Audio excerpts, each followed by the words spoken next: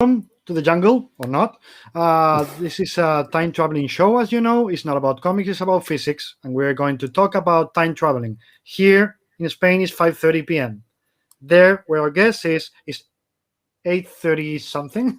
8:33. Yeah. 8:33. So, as you know, I am a normal human being, but he's a fucking hero because he's here at 8:30. So that's the first thing I'll say is thank you, son, for being here so early.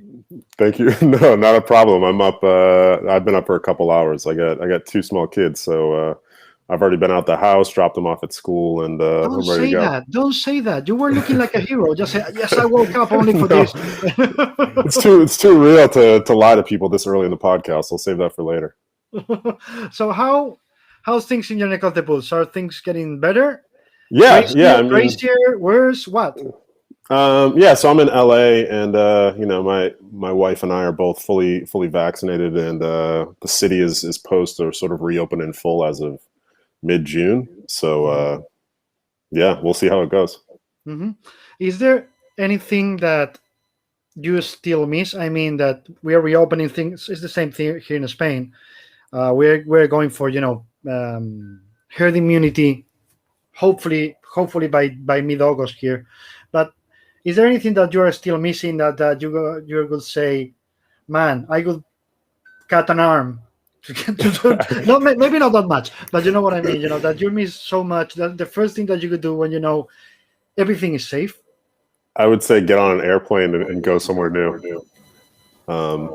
Yeah, I used to travel several times a year, so I think I missed that. We were actually planning to go to Spain to visit some of my wife's family last year and do a big trip since the kids have never been there. But that'll have to wait. Maybe next year. We'll see how it goes. You can do it in August. That's why I'm going back there because I guess you're going back to the same place I'm going back. We'll just swap houses. Yeah, we'll do that. Yeah, I haven't been there because of the lockdown and COVID, like a year and a half or something. Wow.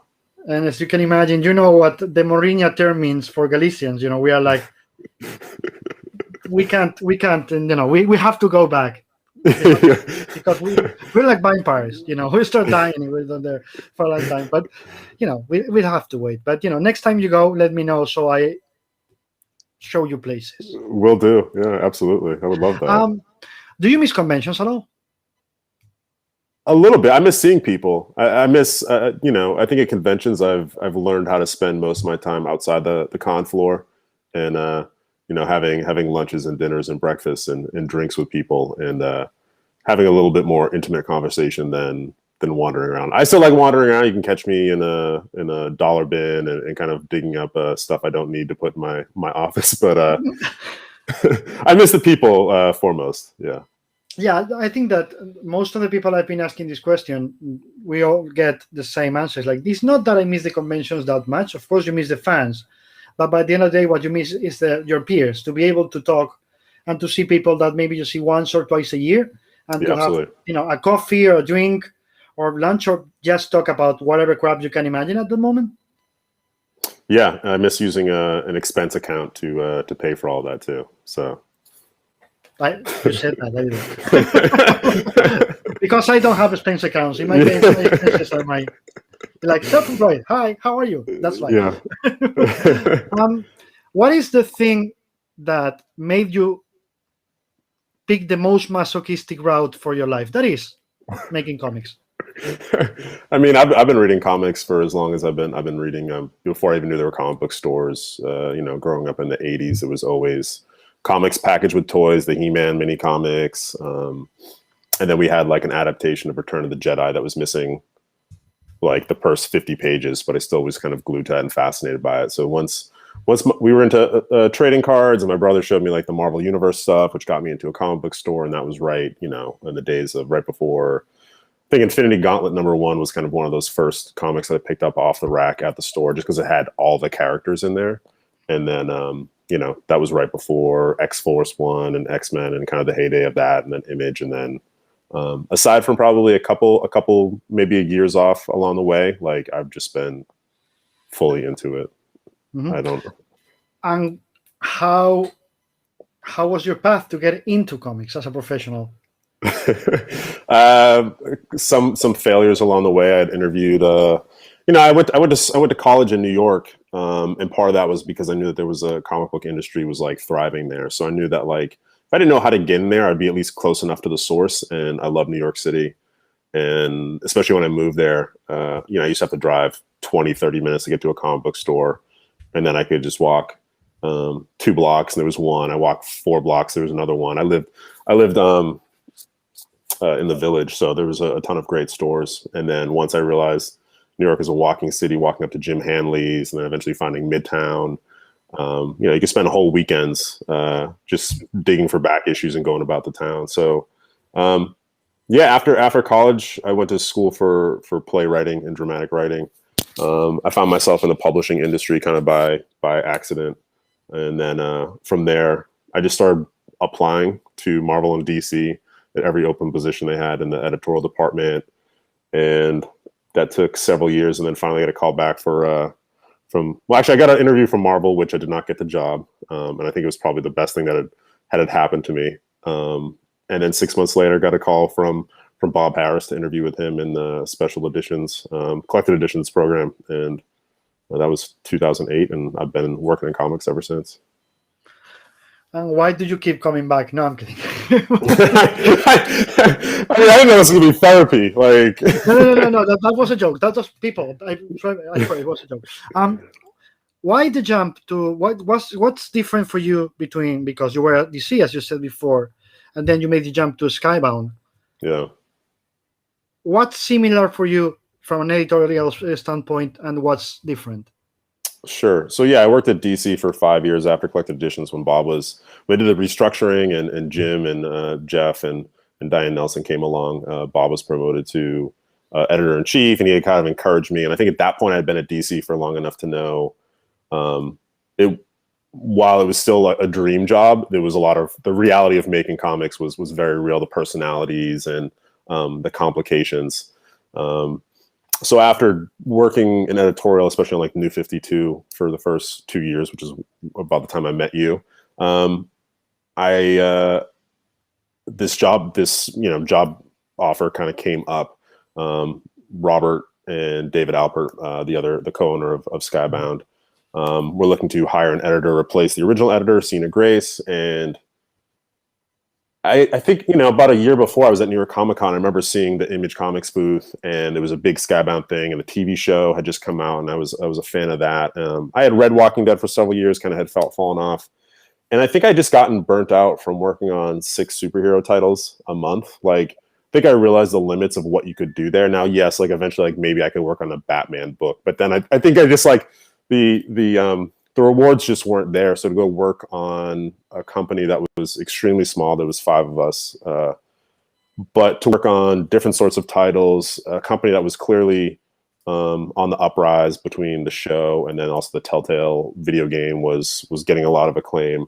And very quickly I was working on superheroes and horror and sci-fi and fantasy, and it was just a lot more engaging. So I think the skills that I brought over, the skills I always had as an editor, because before I worked in comics, I worked in romance publishing. And that was always about, treating the author fairly, communicating well, scheduling projects, keeping people on deadline. I mean, that's the skills that carries over. But in terms of like getting a new comic off the ground, like it's really hard to find new stories to do with Batman and new stories to do with Superman, especially ones that engage and excite fans. I mean, there's a huge amount of craft to all the successful big two authors and artists. But on our side, it was about building worlds, and kind of each one was extremely hard to crack because there's a lot of options. But I like working with writers and artists and building new worlds. So while I think I worked harder at when I joined Skybound, like it was more rewarding. Even if each project suited different skills. I mean, Robert's kind of autonomous. Like he needs me to keep him on deadline, but he's a terrific writer and doesn't need much feedback on the story side, where other people want to be more collaborative and they kind of want to bring it 75% there, bounce it off you, and then kind of deliver a revised script. So it just got less boring, There was just the personal investment was there. I felt like I was building something, and I got to build an entire comic imprint, and now we've been expanding beyond that. I mean, I've been with Skybound for coming up on 9 years now, which is about 3 times as long as I thought I would be there, which just seems to be the natural lifespan of a comic book editor, kind of bouncing around from place to place. So yeah, at this point, you've been almost double the time that you were at DC, right? yeah. I mean, I've spent like I don't almost want to make you feel old. That's not the plan. No, I do that enough as is. But yeah, no, I mean, 9 years with a company is the longest I've been with a company. Longest I've ever been in one place. My wife and I moved from New York to LA to take this job. A lot of stress in that time. We've become homeowners and parents of 2 kids. Like there's been so much life change associated with the growth of this company, from 5 people to I think we have upwards of 80 or 90 employees right now. So yeah, it's just been a completely different experience working for a huge corporation and then working for a small business. How much freedom did you feel, and you still feel, of course, when working on the Skybound books as compared to DC? Oh, a ton. Aside from I'd say Robert's titles, they've given me a large degree of latitude to kind of bring in what I think will work. I mean, Robert has multiple jobs beyond just being a comic book writer. He's engaged in, successful television shows and movie projects. And David Alpert runs the entire company and is also Robert's producing partner. So they have a lot of stuff. So, with every Skybound employee, it's all about like, come in, use this huge toolbox that we have here and really do your own thing. Robert signs off on all the artists, and DA and Robert also sign off on all the pitches. But for the most part, I'd say, 80% of them are me bringing them stuff. Sometimes they'll pitch writers to me and artists, but myself and my team, I now have a team of 3 additional editors, plus I manage the production and design team. So there's a huge degree of collaboration, I think, as we expand, and we have some stuff that we're announcing this coming month that I thought we could talk about here, but not quite. That the rest of my team is really stepping up and making their own and giving them ownership to create an editorial voice and new imprints. It's really exciting. And I think, Alex Antone is an editor that came about a year ago that used to work at DC. And, we've talked a lot about what we're talking about here, sort of that transition and the different muscles an editor uses to build a project there versus here. So, it's fun most of the time, but a lot of work. And there's also a safety net component that I always mention when talking about companies like Marvel or DC, for an editor and for a creator, for a writer too, which is you always know there's tropes you can come back to. Batman is going to do certain things at certain times, so if you feel like you're oh my god, I am dense today, I can't write the word, so I know I can go to the trope. Yeah. But in your case, in your books, there's not those tropes, right? There's no safety net. There's a whole more possibilities, but also there's a lot more risks as a creator. Yeah, I mean, we try to be there to be that safety net for creators, to make sure that they're pursuing something they're passionate about and engaging, and making sure that we're the first reader and kind of anticipate how an audience will react, whether it's, the retailers being the most important audience, which is, I think, probably how my brain has shifted the most, where I think when I was at DC, I thought all about as a fan and how readers would engage with the material. But ultimately, being involved in more parts of the business over here, you realize that you're actually selling books to the retailer, and the retailer is selling books to the consumer. So that's been great, going to Comics Pro and other retail-focused events. I mean, Skybound hosts 2 retailer breakfasts at San Diego and New York Comic Con, where we have 100+ retailers and give them our presentation and do a really open, honest Q&A to know the struggles that their business are going through, how we can help them out. And so yeah, it becomes like a much more organic process over here. But yeah, I wish there was a bigger safety net. I think some of the things that we're pursuing in the future, as we grow into licensed comics and have big brand partnerships, like, that's kind of a safety net, as we realize how much, I think for a while we avoided doing licensed comics because we were so much about the image ethos and what the founders had created. But I also think that there's ways to partner with brands that have creators and like the original creators involved and original voices that don't feel like licensed comics. You're still giving them the same amount of care that you would to a regular new project, and doing it through licensed stuff. And that allows us to create more jobs for writers and artists we love, which is at the end of the day what we're striving for. How much of your day right now is editing books, and how much is the other side of the business? What, chasing around a 2-year-old and No. and being a dad? I say 50-50. Yeah, it's it's long. I just brought on a new editor from Boom, Amanda LaFranco, and part of that was finding really talented editors that could take over some of the work that I traditionally do, because I've been doing this kind of the whole business side of it, but also I love still editing books. I mean, I'm working with James Herron on Ultra Mega, and still working with Robert on several of his books. Like, I still have, I think, 8 to 10 comics I'm editing. And I realized that what it does, I'm good with giving script notes, but nowadays, how good I was an assistant at scheduling and deadlines is just something that's fallen away. So bringing and entrusting the rest of my editorial team to kind of take over a lot of the line editing, and then if I could get my projects down to 4 or 5, that would be great. And that allows me to kind of go out and talk with potential partners, talk with writers and artists, and look at bigger business opportunities. Because Skybound does a lot more than comics. We do film and TV, we do tabletop, a lot of merchandise, live events. I mean, anything that you've ever seen The Walking Dead be part of, like, it's something that we know how to do. So a lot of it is collaborating with the rest of the department heads on how we can build our comics into other media opportunities, and vice versa. So that's really exciting. But I still do miss kind of the just editing comics, work with my head down. Yeah, I remember a conversation I had with Mike Martz and who was it? Matt Idelson many years ago at DC, when they were promoted to group editors or something like that. And we were having a coffee, and suddenly Matt turned to Mike and literally said, "When did you start being comic editors and move to be in meetings all the time?" Yeah. And Mike would just turn around and said, "Don't remind me." Nothing. But for me, it was like, that's the moment when most of your time, that's why I was asking you, becomes the meetings and doesn't become the editing. Yeah, that's gotta be painful, right? Because what you like to do to be is a creative, in a way.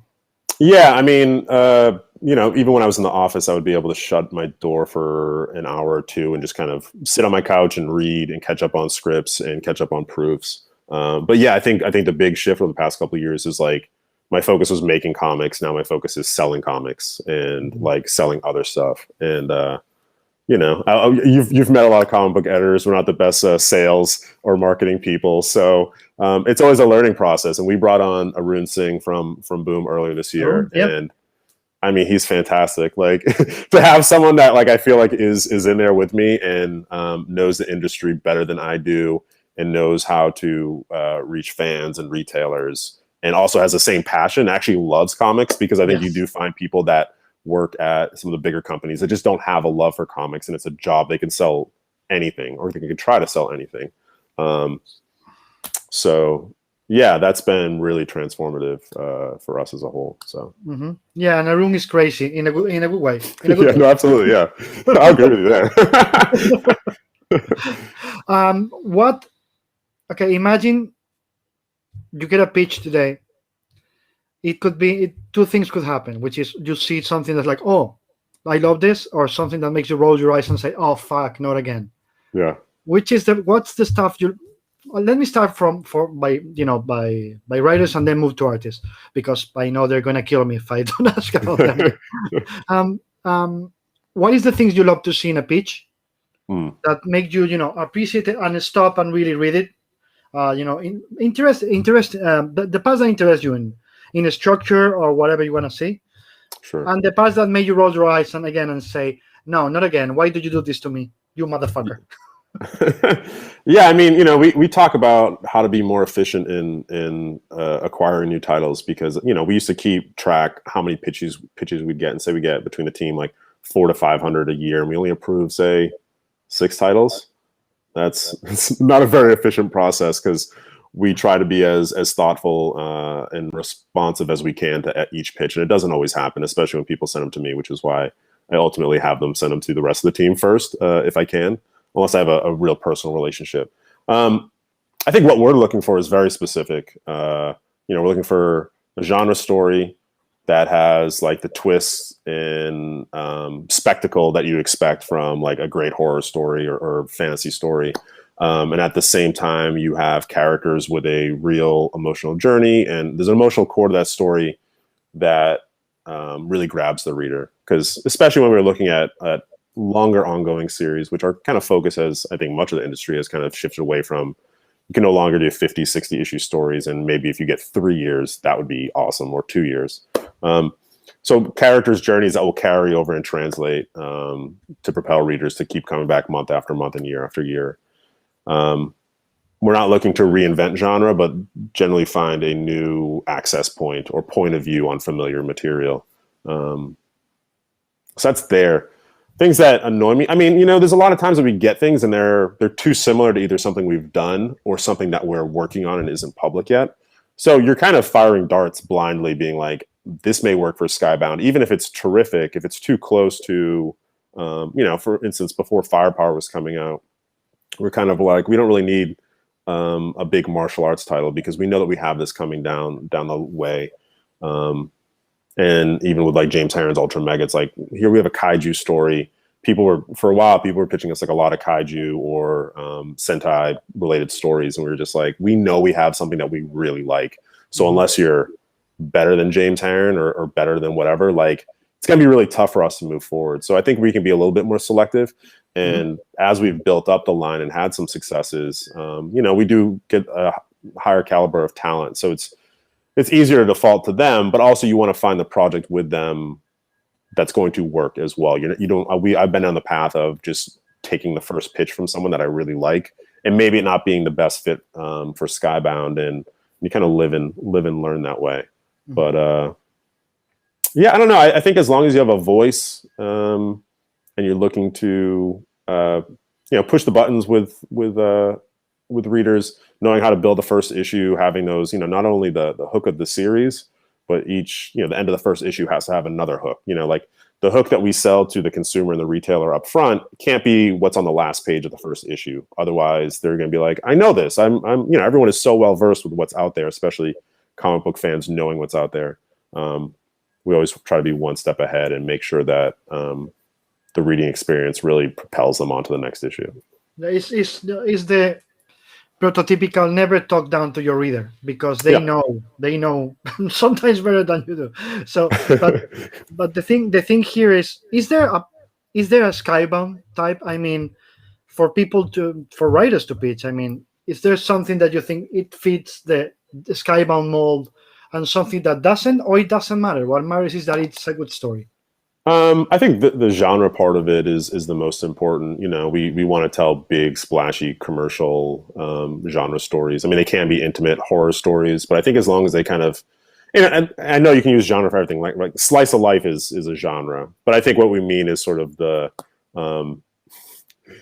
sci-fi, fantasy, horror. I would love to do a romance book. If someone has a killer romance book, we've been looking for a while, and we have some opportunities. I think a lot of our books have strong romantic elements, but I want something that's like a romance book through and through.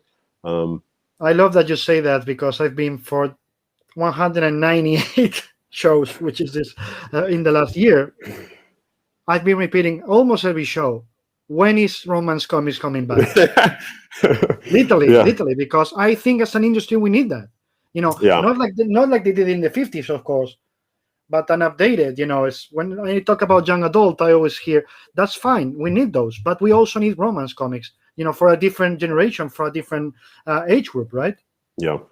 It's having worked in romance, like that consumer and that reader is just as passionate as the comic book fan.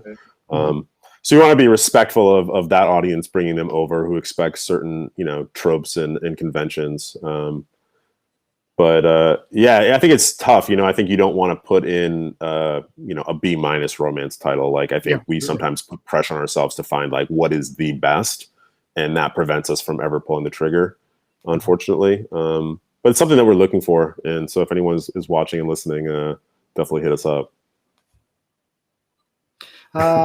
Now, with the other part, which is what makes you roll your eyes and say, "Why did you do this to me?" When you get a pitch from a writer. I'm not that. I don't think I'm that emotional. I think the thing is, you can find something where the concept is like really speaks to you. Like, I can sell this concept, but the execution just doesn't live up to it. Um, you're tempted to be like, I wish I could bring on another writer, but that really flies in the face of kind of what we do, of the creator participation and enhancing creators' voices. So I think it's probably the failed promise, and I think a lot of the editors that I work with go down that path of being like, I can make this better, and you make it different, and you never make it better.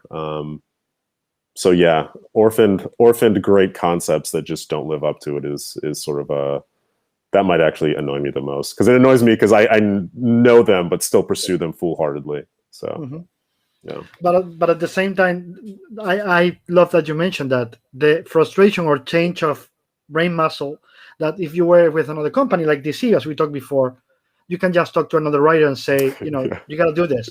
But on the Skybound is not. No, stop. You can't do that. You just can't. No, I feel like at some other companies, you start by talking to multiple writers to begin with, and then just kind of find the best one, which I still remember the New 52. Yes. No, sorry, I didn't say that. I didn't say that. You just imagine it, guys. What about the art? What about what do you need to see from an artist? And we are not only talking about new talent. We're talking about solid talent that you think is a good fit for Skybound. Yeah, I have my brain is definitely more fit for writers. So art, it's more instinctual. It's kind of a gut thing. You look at it and go like, oh, I really like that. And then I think you dig down and look at the storytelling, look at the world building and character design. I think for a lot of our for half of our projects, I think it is looking at stuff that we try to identify artists and talent before Marvel and DC especially do, because once they get into that system, sometimes it's hard to get out, and also present them to show like, hey, here's this great way to do it. You're getting paid a competitive rate, helping build your own thing, and then hopefully we can build you into another project, or you can go and do your own image book or pursue this whole alternate path. But yeah, I think it's something that like Robert signs off on everything. So knowing what his taste is, but also knowing what my taste is, and being able, like, I'm confident in this artist. And I think we're pretty well synced up. At DC, I valued people that could deliver a book on time or hit deadlines, or if I needed 6 pages in 1 week, I knew who to go to, which is its own thing. It's just, we don't do that. I think sometimes we're a little bit too indulgent with artists and allow them to work on a book for 6, 7, 8 weeks, and that kills a larger schedule. But I like that consistency of writer and artist from issue to issue, and so I think finding people that are amazingly talented, that stand out on the racks, and then can hit their deadlines. That's what everyone's looking for. It's not a new formula. It really is a know when you see it thing. Daniel Warren Johnson, I was familiar with his art from, I think, Ghost Fleet. I had seen it, but he had met my coworker Sean Kirkham, and Sean showed me some of his Space Mullet stuff, and I was like, oh, this guy's amazing. And he doesn't look like someone that would immediately be on a Marvel or DC book, but definitely fits what we do. And once he showed me the pages for what became Extremity, the first book he did at Skybound, it was just something on a gut level. And I love working with writer artists. I think they produce probably my favorite books, and not only the ones that I've helped, but the stuff I like to read. There's just a synthesis of storytelling, and each one works completely different. It's not like they don't all just like draw on the page. Some people do full script, some do plot, some just write through layouts, and there's just a different, and then they edit on the page as well when they're drawing or redraw panels, which can be infuriating, but ultimately it brings out the strongest work. So I'm not surprised to see people that come up through ours, and then the success Dan has had, and I'm definitely eager to see him do more creator-owned work. But I also know how hard it is to find ideas as a writer and as an artist that you invest so much in and have to be really commercial to reach audiences. And so that's why you go, once you hit a certain level of success, going back to do work for hire allows you to kind of just work different muscles and get out story ideas and things that are kind of halfway propped up. I think that's very smart to kind of bounce back and forth. And it's also about your profile, right? I mean, Daniel is just doing, beta Ray Bill, Yeah. and the only editor crazy enough to hire him, of course, gotta be Will Moss. Yeah. We know Will. No, but kidding aside, he just did that. I was talking to him when I had Daniel here a couple months ago, and in a way, it's about raising your profile. You just go do the Marvel stuff, splashy. People that didn't know you knows you. You go back to your career own, and that has built your profile. So having the chance to be with the Skybound, with Boom, with Image, that we didn't have 15, 20 years ago. It's also changed the industry as a whole, because now artists and writers can always say, I'm going to try in the career own or creator participation arena, and I don't need to be 100% into the work for hire world, right? Yeah. Yeah. And it's I definitely understand going and doing those projects. We talk about the difference between having fans. People are fans of Venom, people are fans of Batman, but how many of them are readers of Daniel Warren Johnson, or any of these people, right? So the conversion of fans to readers it could be small, but with the margins you make by selling your own book, can be extremely profitable. Yeah. So you're always on the move to convert fans into readers of creator-owned stuff. And I feel like once people move into that arena of coming to Image as a whole and kind of exploring the diversity of books, they get converted overall. They kind of have that period where they just like turn their backs on all the work for hire stuff. And then eventually you kind of mix them together. So it's hey, I just want people to read. I think I'm a huge reader. My kids are big readers. My wife is. Like, I just want people to read comics. So I hope they spend the money on them for us, but just read more. Yeah, but by the end of the day, when I get asked about monthly sort of graphic novels or Marvel, DC, or Image and the others, I always say, why do I have to pick? Yeah. And people say, oh, because not because. Why do I have to pick? I just love to read. I love the characters. I love, I can be not reading Batman for 2 years because I don't like the run, and come back 2 years later. And probably it's going to be because of the creator. You tell Absolutely. me, are you going to read Beta Ray Bill? Maybe I won't say no. But then I heard, it's Daniel Warren Johnson. I was like, fuck yeah, I'm reading. Yeah. I actually went to a comic book store to pick up Beta Ray Bill because I'm that big a fan of Dan's. But we had that. Wait. He hasn't sent it to you, bastard. No, that's what. Like, I was having the same conversation with Brandon Thomas once he started getting more work at DC. I was like, you're gonna make me buy DC books now all of a sudden. Like, I do buy some, but not like I don't go into the store every week. So some of my creators that I work with, like Josh Williamson, will hook me up with PDFs of stuff. But no, it's when we talk about like reading that's reading anything. And I think a big change of what we've done the past year is knowing that there are so many different audiences that have grown up reading comics in different ways. So, I had an associate editor, Ariel, that was working with me for 5 years, and she was a big webcomics fan. That's also like an economic thing, right? It's just up there. People are putting content up there. You can engage with their Patreon or donate money, but ultimately you're going to get at a good time like content that's updated daily for multiple sources. And you're just going to go there, and there's going to be creators that you're really invested in, that you see grow, and they can be really raw the first 25, 50 chapters. But, once you're at 400, like there's this huge tapestry to pull from. So that's kind of why we went into Kickstarter, because Kickstarter has its own audience. There's not a lot of crossover not a huge amount of crossover between people that engage with Kickstarter and then people that are going to comic book store every Wednesday or even once a month. Like, it's just different audiences. So we want to be everywhere that people are buying comics. And yes, it takes a bit more effort to produce projects for all of these, but the economic model for us works out that way, where we can have these different revenue streams and also give different platforms for creators to create in. We're working with webcomics creators who have never had a print publishing deal. And that's really interesting for them to work with us, for us to help run a campaign for them, and then help run, print up these hardcovers and bring them to comic book stores in the book market.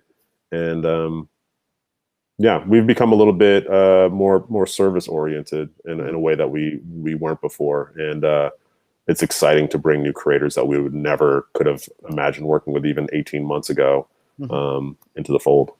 But that just makes sense, right? For a healthy, hopefully, for a healthy industry, to know that not all books are for the same audience, not all books are for the same. I always use the example of one fan berating Steve Jobs many years ago about task product, and Steve Jobs wasn't exactly a polite guy, so he gave us three answers. The guy was, "Oh, but I want that, and it's too expensive, or it's blue, whatever stupid thing."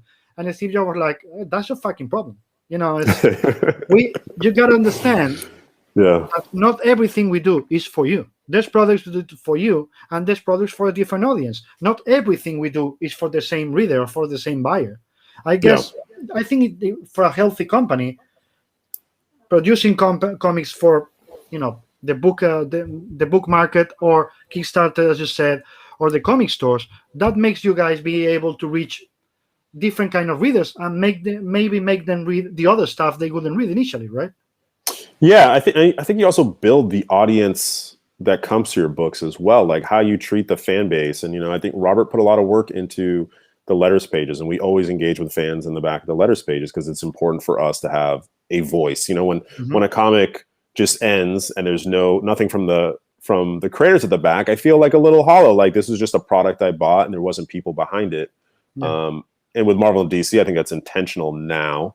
But there's plenty of other books, creator-owned books, that just don't want to engage fans. And I think that we've always.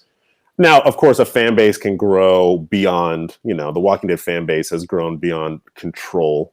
And I think our social team does a really good job of treating them respectfully and fun. And I think we have an editorial and a voice as a company that echoes a lot of how Robert engaged with fans. And I also, when not everything is for everyone. I think what we try to do, at least on the publishing side, is build a ladder of, people used to come to us at live events and just buy Walking Dead, and then they might buy Invincible, and then they have a kid with them, and we're like, well, we have Super Dinosaur, right? So you go from Super Dinosaur to Invincible, where people's heads are being punched in. Like, what are the rungs of the ladder that get you? There's a gap in there. I mean, listen, there's also parents that were like, oh, here's my 8-year-old. He's read all the Walking Dead. And I'm like, I don't know if I agree with that, but at least he reads. So, well, look, I was reading Savage Sword of Conan when I was 5. Sure. Yeah. Because of my 4 older brothers. Yeah. So, well, yeah. I know it explains a lot about me, but it wasn't my fault. It was them. Finally, I get it. But so when you say that about 8-year-olds, I'm like, well, that's not a good idea. But I have to think, shut up, because you were reading Savage Sword of Conan when you were 5. Well, yeah. No. The flip side, you get, I think it's more on the TV side where you'd have parents complain about like, oh, you're introducing these queer characters, and my 8-year-old is watching this, and I don't know how to explain it to him. It's like. You let them watch The Walking Dead. There's plenty of other things that are way more offensive than having an engaging queer romance. Yeah. It's for us, as Erin is 7 years old now, our daughter, and we were watching whatever show the other day, my wife and myself. She was with the iPad, and suddenly, one girl kisses another girl, and she's like, "Oh, she just killed the girl." We're like, "Yeah." So it's like, "But girls can kiss," and I was like, "Yeah." So like, oh, okay. That's she didn't just think it was important, but when she sees a chopped head, she's like, oh yeah, I hope so. And she laughs. We're like, okay, they're in the world, but if it's just natural, it's just natural for them, right? It's like thinking about them the same way we did. We grew up with books, but I would say, they were born with an iPad in the in their armpit, so it's a completely different world for them. I have to teach her in a way to go back and read books, because she started reading with the iPad. Okay. Reading with the iPad. So it's normally for us was the other way, from the book to the iPad, and for them it's from the digital thing to the book to the physical thing. Do you feel the same way? Is the same way for you at home, or with the new generation of readers, or do you think still, the printed media is the is the original one for kids to start reading? I mean, with us, it was print, at least for my older son, who's 5.5. But that was, we wouldn't give him the iPad unless we really needed to. I think in the past year, where they've been doing all the digital and learning from home, like it was a bigger problem because he was. You can actually see where that tech addiction comes. It's horrible. Like taking the laptop away is just like wounding them because they're just so engaged by it and they can just get lost in it, and it's so entertaining, and whether they're reading to themselves or playing an educational game. But we would read 2 to 3 books to my son, a night plus during the day. And then I got him probably when he was around 2, I started reading Don Rose's Uncle Scrooge comics to him. And we went through the entire library. And so he was always looking at those. And then also we actually have somewhere on the bookshelf, we have a Mortadell and Philemon comic that I love your family. I love your family. That is Americans right now are thinking, what the hell is he talking about? But every Spaniard around is saying, oh my God. Well, no, it's maybe I've talked to you about this a long time ago, but the first time I went to Spain with my wife, and we went into Coruña, within 2 blocks, we get out of the we get out of the taxi and I see like a Batman statue just hanging off a building. That was because of the convention. Yeah, they always do that because of the convention. Yeah.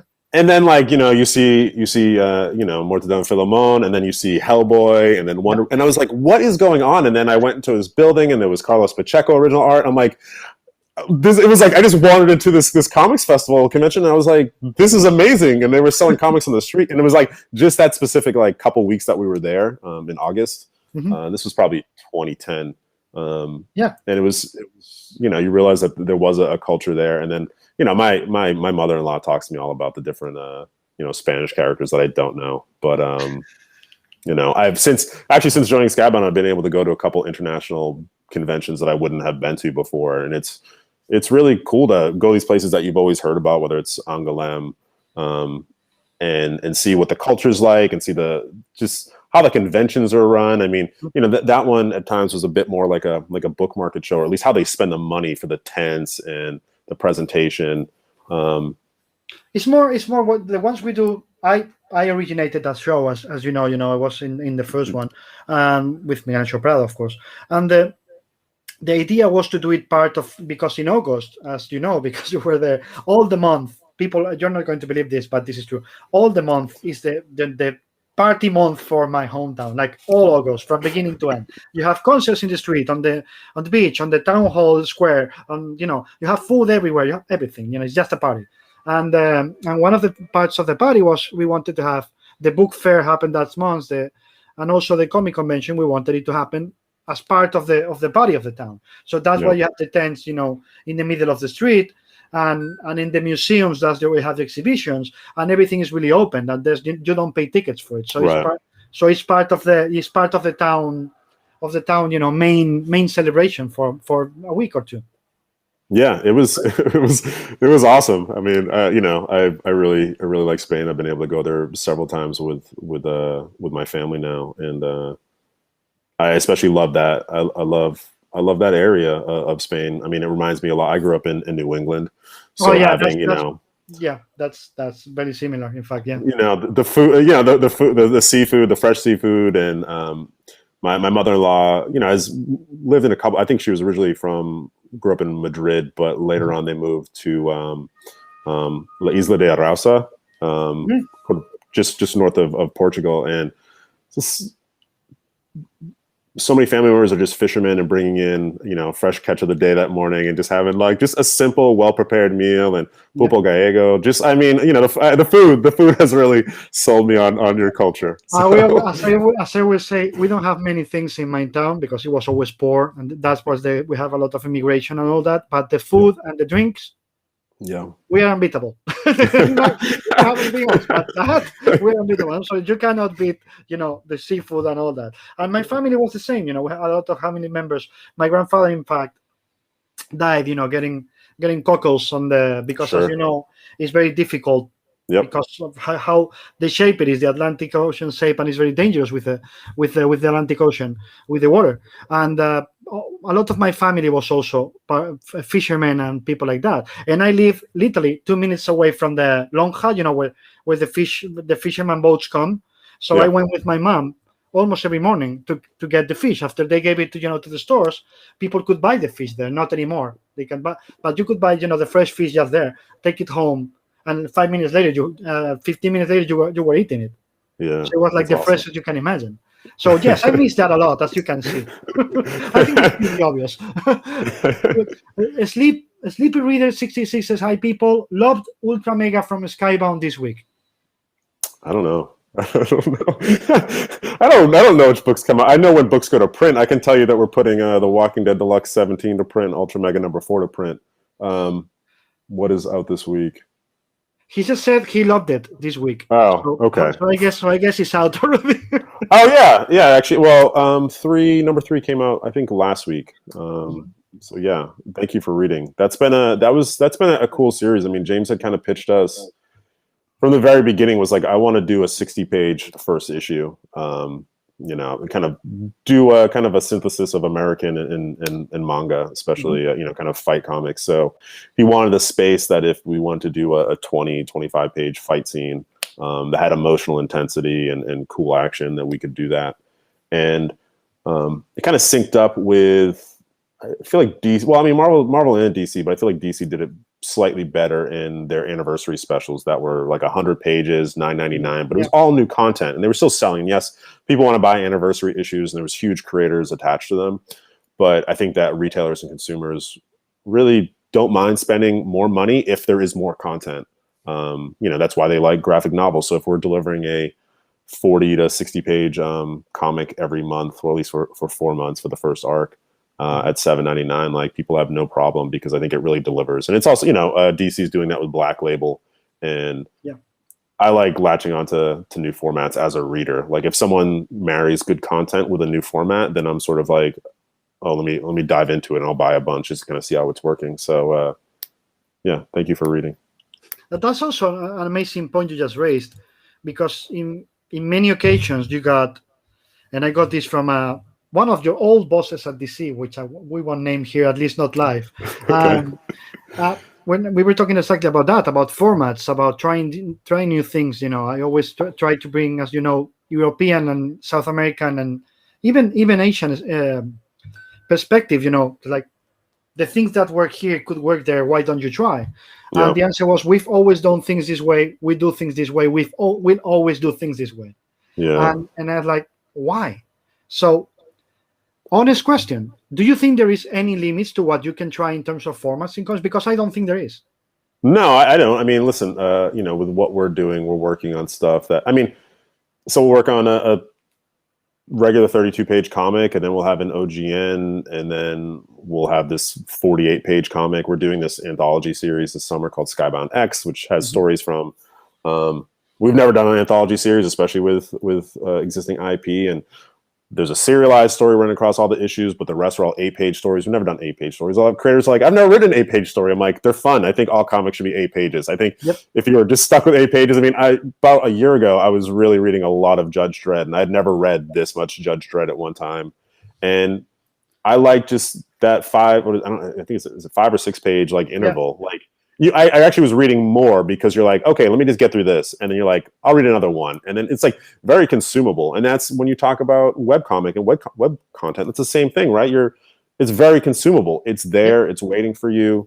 I think as long as the story fits the format, we're not forcing it. I mean, we launched Firepower last year, and Robert's idea was like, I'm going to launch it with the first volume is just going to be an OGN, and then it's going to become a monthly series. And like, I think sometimes it takes, but I think if you're able to communicate that effectively to retailers and consumers, and they're like, oh, I'm in good hands, I understand what he's doing, and he's giving me 7 comics for $9.99, and then if I like that, I will buy the next one for $3.99, and then keep going from there. So no, listen, I think we don't have to litigate the past, but I think innovation and people thinking outside the box is not necessarily something they were interested in. And I think even when you do something like New 52, there was a lot of good stuff in there, but time is always the problem. Doing 52 at the same time probably led to some huge creative resources drains. Like, it's a cute number. It's a really cute number, but like we were pulling talent from Flashpoint books after first issue to do first issues, and then you just do the math. You're like, we're gonna at 3 or 4, there's gonna be a log jam over where people just can't hit their deadlines, and then you're gonna need to bring new thing, and then you're gonna have all replacement artists on issue 3 or 4, and then you're like, that's going to look terrible. So there's a lot of logistic problems, and there was a lot of effort. I mean, people thought about this a lot, people cared about this a lot. It was just really, really ambitious. And there was some really fine books that came out of that run. I mean, I think if you look at any huge big relaunch, like, all of them aren't going to be complete successes. Absolutely. I really like what Hickman's been doing on X-Men, but there's books that I'm just not interested in and don't need to buy everything or read everything. Nor should that ever be the goal, is to consume everything, because it will drive you crazy in comics. Yeah, and I'm broke. I'm broke. especially broke. Yeah. Though, you know what? I mean, honestly, like, Marvel Unlimited for me has been a great way to keep up on stuff, and then I'll buy collections of the stuff I like the most, but also lets me like kind of discover new writers and new artists. And actually with COVID, they shortened their window even further, so it's a little bit more immediate. Yeah. By the other day, it's about, as you said, establishing a relationship with your retailers and your readers where they trust you, right? I mean, even if you change the format, they know they're in good hands. If you change the format and they don't trust you, they're going to start yelling and berating you in like 5 minutes. But if they trust you, they let you guide. They allow you to guide them in that sense, right? Yeah, I mean, we did something that no one said could be done. We gave them a brand new original Skybound series and Die without them knowing about it. We just shipped it to them for free, because we talked with Diamond and talked with Image, and at the end of the day, that was the only way we could do it that was like legally appropriate, and also like made us feel good about it, and allowed them to just and there's things that could have worked better. I think that the secrecy of it sometimes, like probably the New 52, sometimes secrecy gets in the way of better communication and some more transparency. But there's such a deficit of surprises these days, and people want to spoil stuff just so they get media hits. I think we err on the side of secrecy, but we're willing to try new things. I mean, we launched Negan Lives, and another one that we didn't tell people about, and just sent it to retailers for free because we knew they were hurting. Robert's earned the advantage to do crazy things because he really cares about comics, and we know that fans will react in a very positive way to them. So that's the other part of it that some people doesn't know, but it's very important to stress, that you just said, is how much Robert cares and loves comics still, right?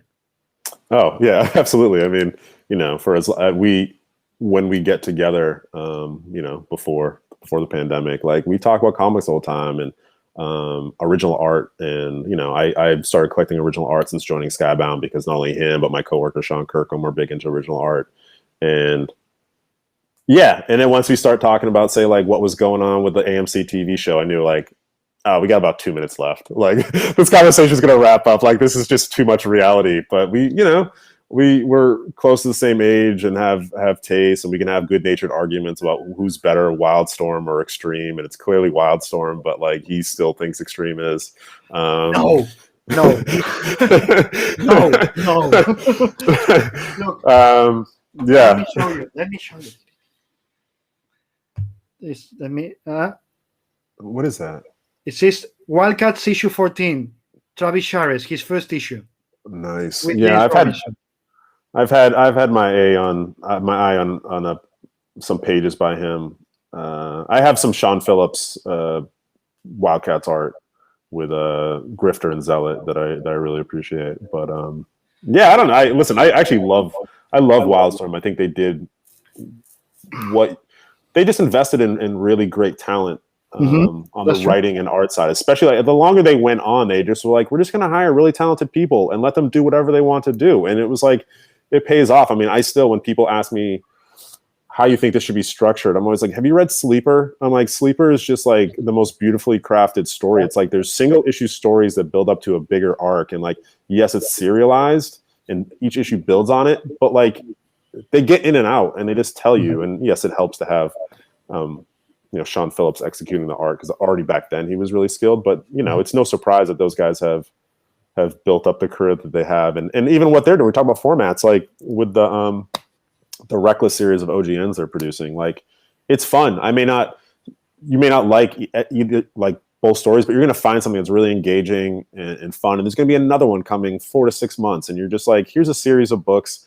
I watch Fast and the Furious. I don't like every movie. You don't have to like every one, but I enjoy the experience of like what's going to happen next and knowing that it's going to be there. So yeah, no, it's fun that you mentioned that, because I just have this page here because yesterday I have James Robinson, and we were discussing that, and one person asked him, if he had instructions by Jim Lee when he started doing the book, about do it differently than what Brandon and I did, or do it, follow the same path and all that.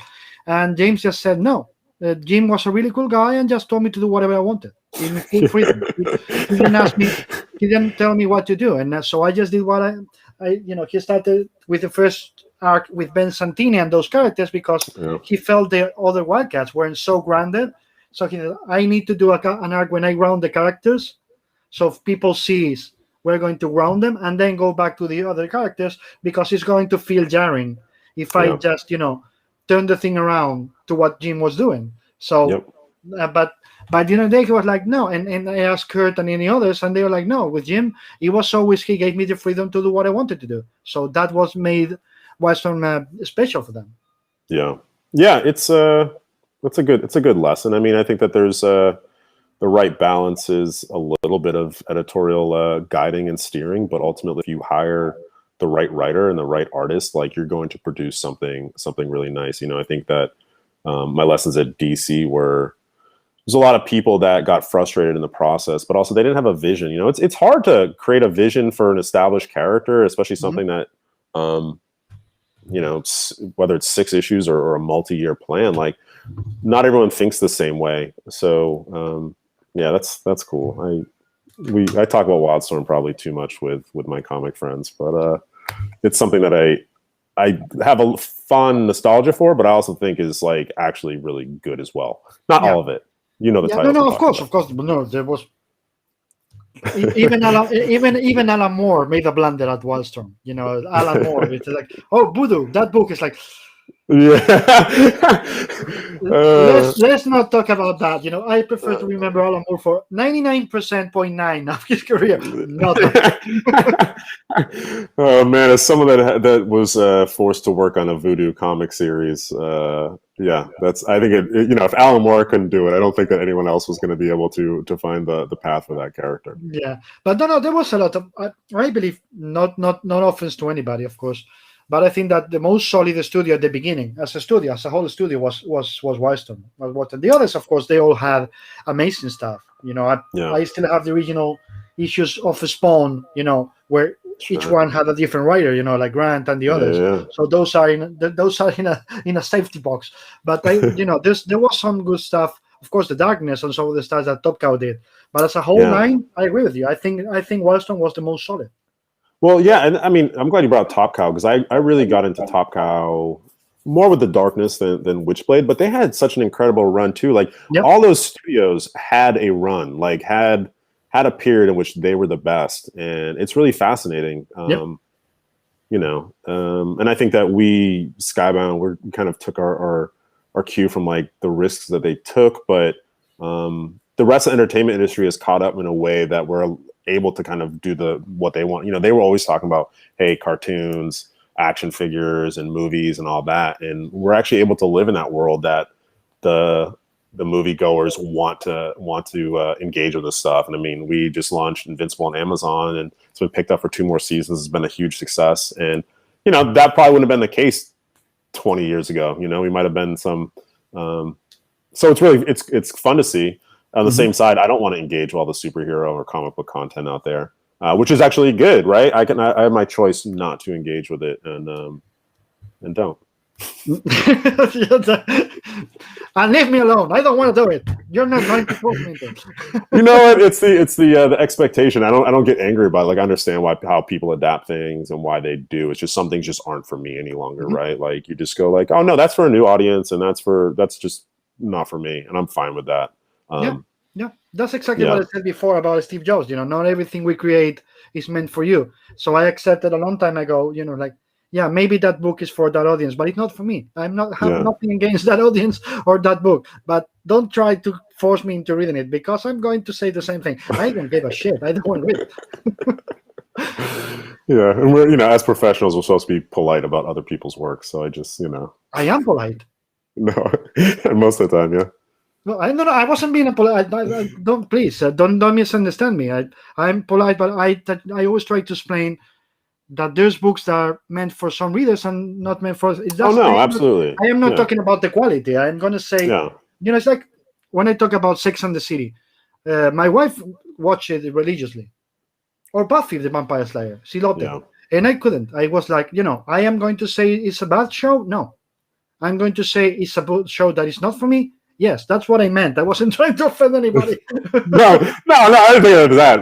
As someone, I enjoyed watching Sex and the City for what it was, but unfortunately lived in New York when that was still on, and just saw the cascade that it had on the population trying to live, basically cosplay as those women, for the next 10 years of my life. It was, it wasn't really something I enjoyed, but yeah, no, absolutely. It's there's just a wealth of entertainment. There's more entertainment than there's ever been, and you just have to be targeted. Target the stuff that you want to, and bring up the stuff that you really enjoy. So Absolutely. yeah. Ramon F. Bax, hello there. The artist Ramon F. Bax, hello. He's watching. And then Ramsey Hassan says, are conventions the best place for emerging talent to pitch you? We don't do open submissions. If you're an artist, I think tagging myself or other people on other parts of my team, Amanda LaFranco, John Moisen, Alex Antone, tagging them. That's you may not hear back. If we like it, you will. But that happens fairly frequently. But I think nowadays, that's where I do most of my scouting is when I had more time for scouting, was just scrolling through Twitter, going through people's websites. I would say, if you are an artist, make sure that you have a clean, presentable, easily navigable website that shows off. If you do covers, shows off covers clearly. If you want to do sequentials, make sure it shows sequentials clearly. There's a lot of stuff you see people with great styles, but I don't know if they do sequentials or if they're interested in doing sequentials. And so that's part of the process. But yeah, make sure you have something that's easy to show someone digitally these days, for sure. How many times have you had to say to somebody, because I know when I have to say it every day, if you want to do sequentials, I need to see sequentials in your portfolio. Stop showing me pinups.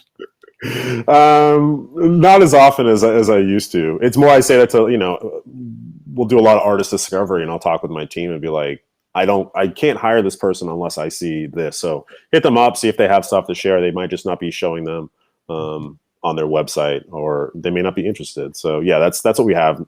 I mean, listen, there's so many avenues for artists to kind of show their work off. There's some people that just do exclusively prints and posters. Yeah, I mean, there's just, people can make a living as an artist in many different ways, or at least supplement their income. So we just want to make sure they want to do what we want them to do, and make sure we're on the same page.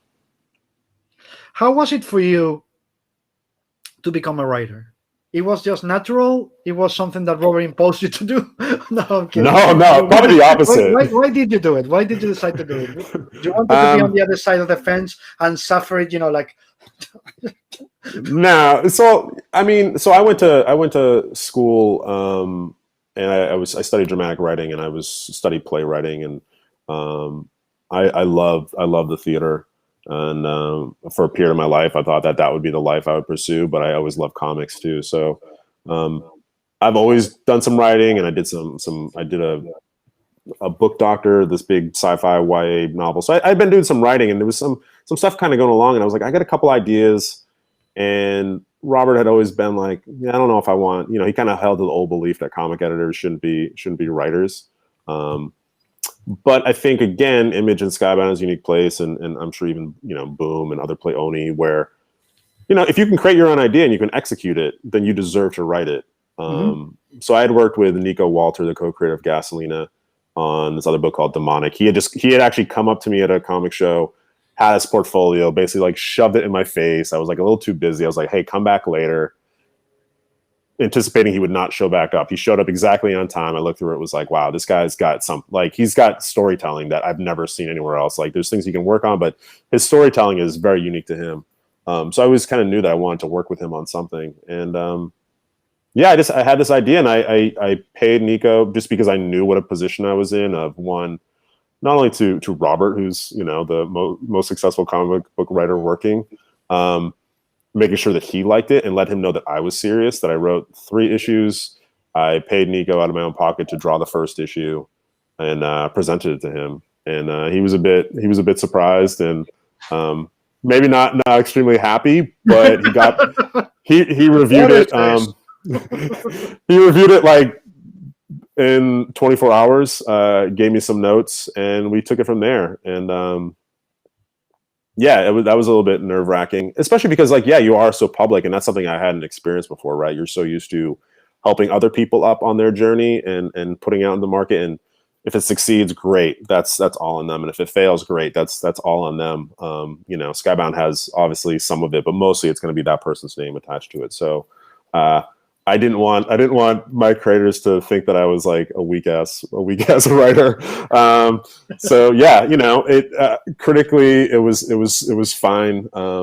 Sales wise, could have done better. We were nominated for an Eisner for best ongoing series. That was announced, I think, right as the series was wrapping up. So that was really surprising. And I think, you know, I was happy. I had no expectations for that. So for that to have happened was great. It now makes all my creators think that they should be nominated because everyone's competitive, and you know, they're all like, "Hey, when am I going to get nominated?" I'm like, I don't know. Honestly, I don't know how this process works. There's a rotating, you know, judges every year. Just do the best work. You know, I think that's ultimately, at the end of the day, like, you got to be happy with your work, and any you know, awards or sales success will definitely help. But as long as you're gearing towards making the best story and collaborating well with the rest of your team, that's what we're most focused on. But yeah, I don't know. I would like to do it again. So, you know. Jeremiah Bailey, what is your favorite romance story or favorite romantic pairing in comics, TV, or film? First one that comes to mind is Coach and Mrs. Coach from Friday Night Lights. I thought it was a different take on, you rarely see a happy, successful marriage like that's portrayed like that. And obviously there's strains and stresses and arguments, but I think at the end of the day, you realized how much they loved each other, and that carried through in their care for their daughter, and their care for the community, and their care for the team. Yeah, I've always loved that, and I love the acting there. They're both amazing. yeah, for sure. Beyond that, in comics, I don't know if I have. I don't think I think about things that way, or at least have lost some of that joy.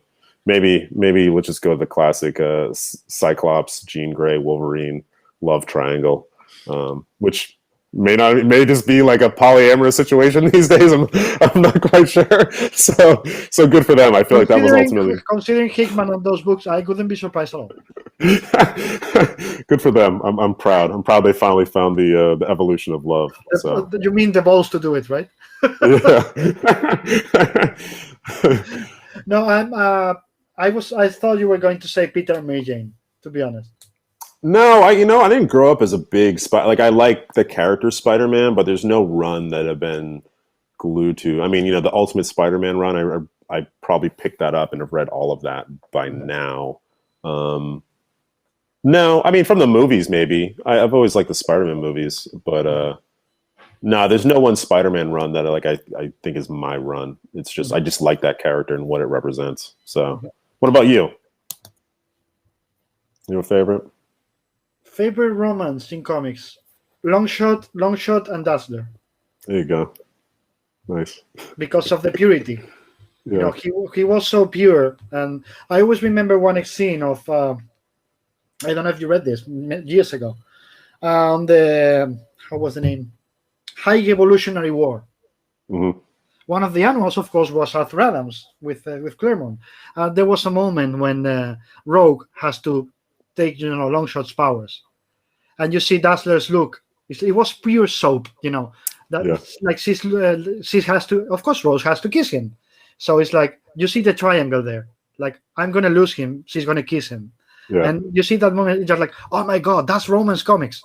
Claremont went there. He just went there. So I Yeah. always remember that scene, and probably the one I love the most is that because of the purity, because he was so pure, and she was so caring for him. Yeah. So I love that. And always, as I said, Peter and Mary Jane until the Mephisto thing. Enough said. If I say Clark Kent and Lois Lane, maybe, but that never felt like romance to me. I believe it's a love story, but never felt like a romance arc. Yeah. Yeah, I agree with that. Have to happen sometime with something. Jeremiah Bailey, are there components or aesthetics of manga that you think can be brought over to American comics? For example, anthology style, black and white character, popularity polls, voting what series will continue? Yeah, I was actually talking about this with James Herron recently, and I go through periods where I get deep into manga. Like I probably ripped through 20 volumes of My Hero Academia back in November. Just between that and One Punch Man, like the Japanese understand or how to create engaging superhero comics better than we do at this point, which is really fun and exciting and inspirational. But also just like as a superhero reader, I really enjoy. I love their character popularity polls. I think that's just like fascinating.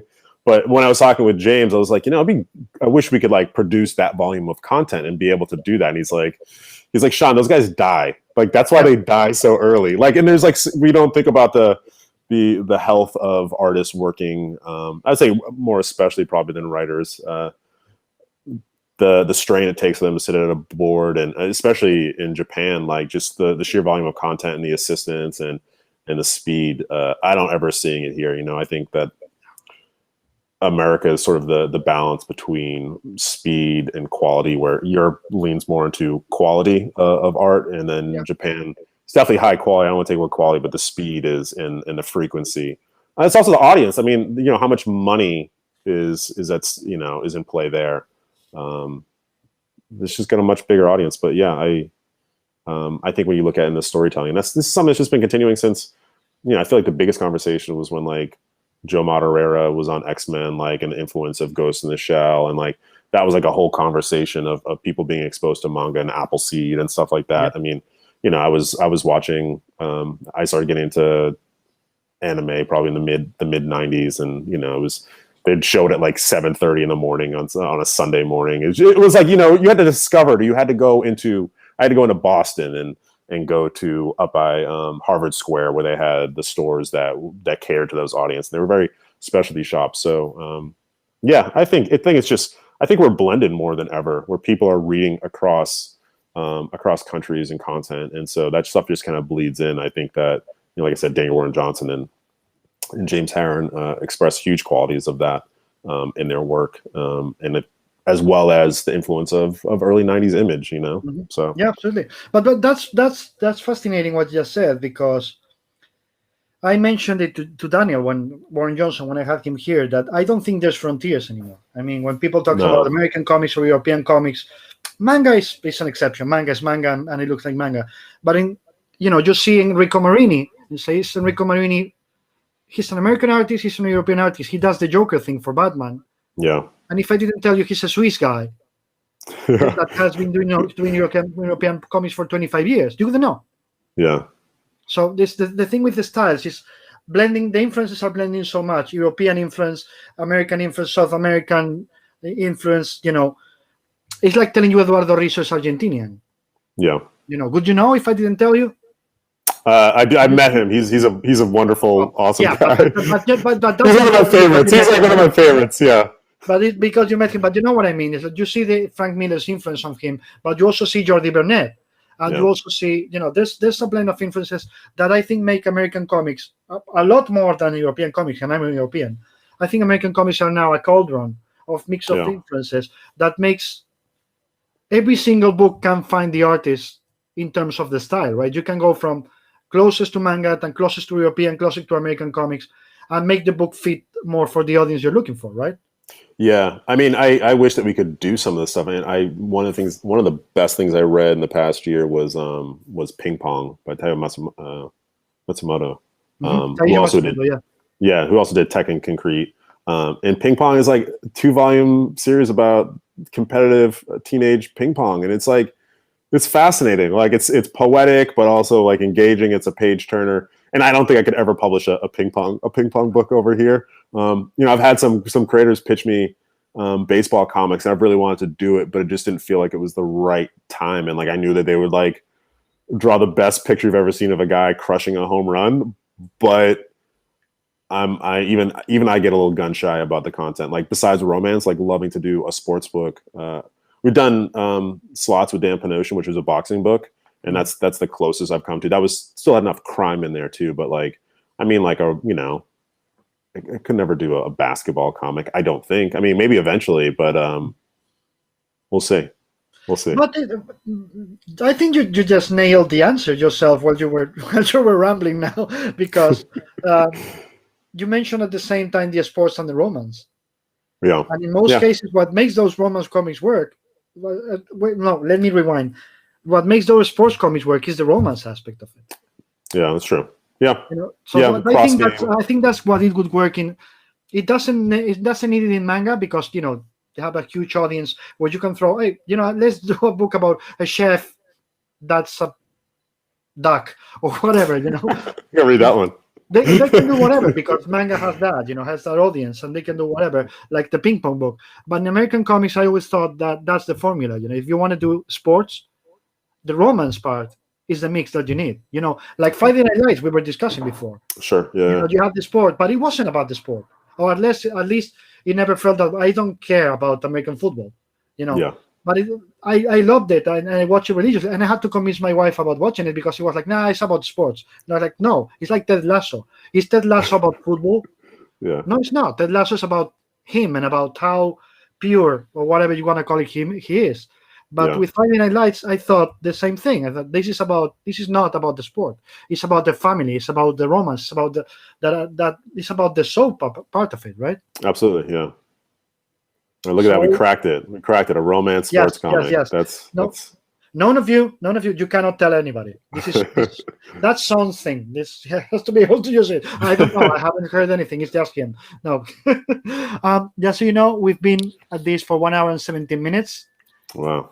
And I guess that you need to go back to work. Yeah, I got an editorial meeting right now, but I'm late too. That's fine. Oh shit! I'm sorry about that. No. I run the meeting. I told them that it would go on without me. I'm gonna make some coffee and start my day. It was great. It was great talking to you. Yeah. Miss your face, my friend. Miss your face. That's the best way to summarize it. I miss your face, and sad that you say that you can't make it this year to Galicia, but next year we gotta make a plan because I go twice a year, of course. August and December, so we gotta make plans. That's probably next August. Maybe let's pencil it in lightly, and if I can make it to the East Coast and to Cape Cod, where the rest of my family is this summer, and then the next summer I'll leap a little bit further. Mm-hmm. Okay, so thank you so much for being here. Thank you. Love you, miss you, and all that blah blah blah. And to all of you, thank you for being here. Wear your mask. Be decent. We're still not out of the boots. We gotta care for people, okay? So, absolutely. And see you tomorrow with artists Amankaina Welpan and Nelson Daniel. Nice. Take care, and thank you. And we're off.